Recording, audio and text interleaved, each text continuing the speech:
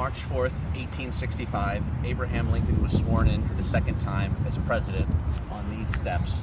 The day was cold and gray, just as it had been 4 years before, when Lincoln had taken the oath under the impending clouds of civil war.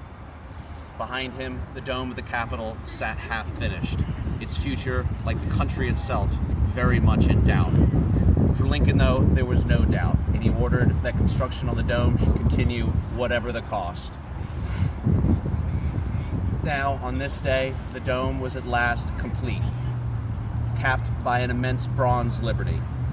Capping that liberty, however, was not the liberty cap of the ancient Romans, the symbol of freed slaves. Jefferson Davis, then Secretary of War, objected.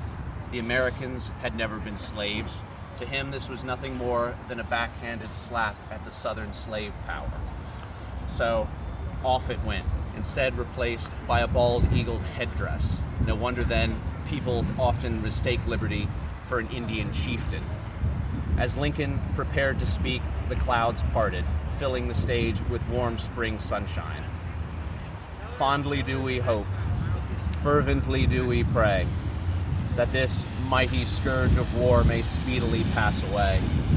But if God wills that it continue, till all the wealth piled by the bondman's 250 years of unrequited toil shall be sunk, and that every drop of blood drawn with the lash shall be equaled by another drawn with the sword, so it was said 3,000 years ago, so still it must be said, the judgments of the Lord are true and righteous altogether.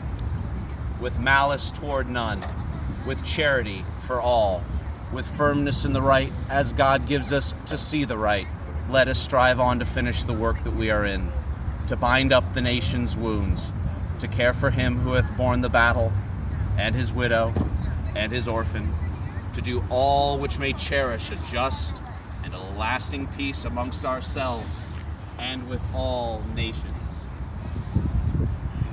Is that it? That's it. Cut.